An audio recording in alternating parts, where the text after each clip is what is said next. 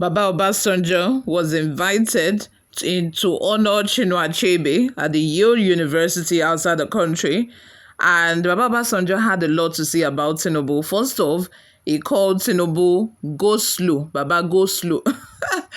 Go slow. If you don't know what go slow means like you just be going small in traffic. Like the traffic would not be at total standstill, but the cars would just be moving a little, move a little, move a little, and stop. Go slow, which describes his administration, to be honest. But Afenifere are coming for Obasanjo. They are coming for Obasanjo, saying that why will Obasanjo say that? Afenifere Chieftain slam Obasanjo for advising Tinubu after failing to manage his own presidency. Wow. Before we delve right into the details of today's news, if this is your first time here or you have not subscribed to this channel, kindly go ahead and subscribe. Like this video, also leave your opinions in the comment section below as well.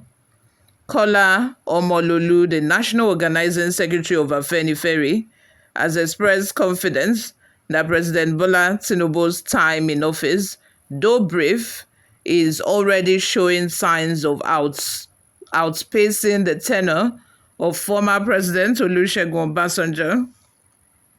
In a statement issued on Sunday, Omololu pointed to the early successes of Tinubu's economic reforms, emphasizing that these measures are putting the country on a promising path towards recovery, growth, and long-term development.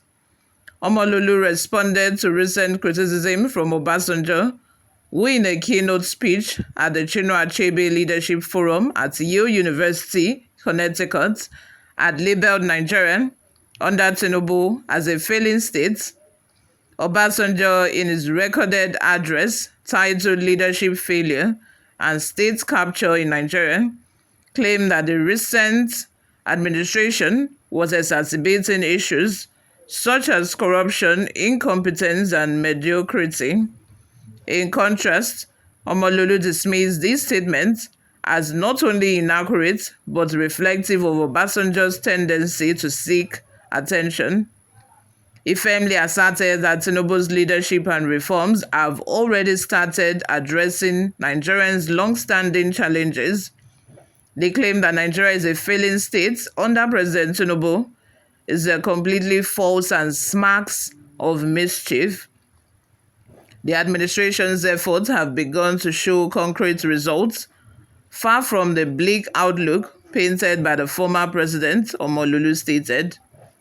Omololu also described Obasanjo's critic as an example of grandstanding and pointed to the late President Shehu Shagari's autobiography, Beckon to Serve, where Shagari described Obasanjo as an egotistical individual who craved being the center of attention. He further argued that Obasanjo has consistently undermined his successors with unwarranted criticism. According to Omololu, Tinubu's leadership, especially in terms of governance and anti-corruption efforts, surpasses that of a former president.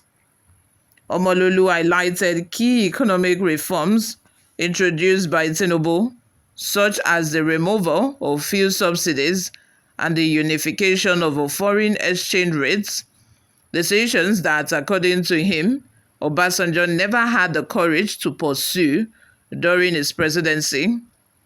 These reforms, Omololu noted, have already yielded positive results, including a significant improvement in Nigerians' revenue and a reduction in the country's debt service ratio from 97% to 65% within just 17 months. Additionally, Omololu pointed to the remarkable achievements in Nigeria's trade balance, with a record-setting 14.07 trillion naira trade surplus recorded by mid-2024. He also noted that in the single quarter, the government's non-oil revenue surpassed the total revenue generated during Obasanjo's entire 8-year tenure. How can President Obasanjo speak of mismanagement when just recently The Nigerian Stock Exchange saw a remarkable 39.84% increase, making it the second best performing exchange in Africa. Omololu queried, referring to the performance of the stock market in March 2024. Omololu also rejected Obasanjo's negative assessment of Tinubu's anti-corruption record.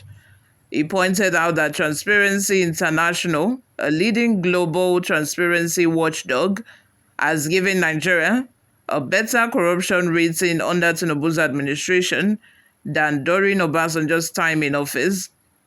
According to Transparency International, Nigerians' corruption perception has improved. This year, we moved up 5 places in their corruption perception index from 150th in 2023 to 145th in 2024. Under Obasanjo, Nigeria was ranked as the second most corrupt country in the world, just ahead of Bangladesh, Omololu stated. In a particular scanting remark, Omololu noted the public spat between Obasanjo and his former deputy, Atiku Abubakar, which exposed their internal conflicts and questionable dealings. He argued that Obasanjo, who failed to efficiently manage his own presidency and his deputy, had no moral authority to criticize Tinubu's leadership. If you could not manage your own presidency, what right do you have to call a leader who has managed its government with such discipline and efficiency a mediocre? Omololu challenged. Through this critique, Omololu reinforced the idea that Tinubu's leadership is producing tangible benefits for Nigeria, and that the criticism from Obasanjo, far from being constructive, are simply self-serving attempts to regain attention.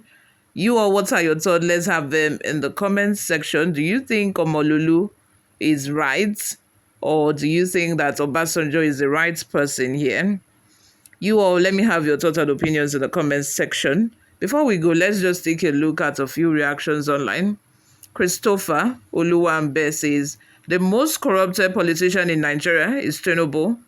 Tinubu was letting us know that he's the only person who knows Nigerians' problem during his campaign, which I believed, and I'm still waiting for him to solve the problems. You go wait, tire. You all, thank you very much for always listening and watching. I will see you all in my next video. Bye for now.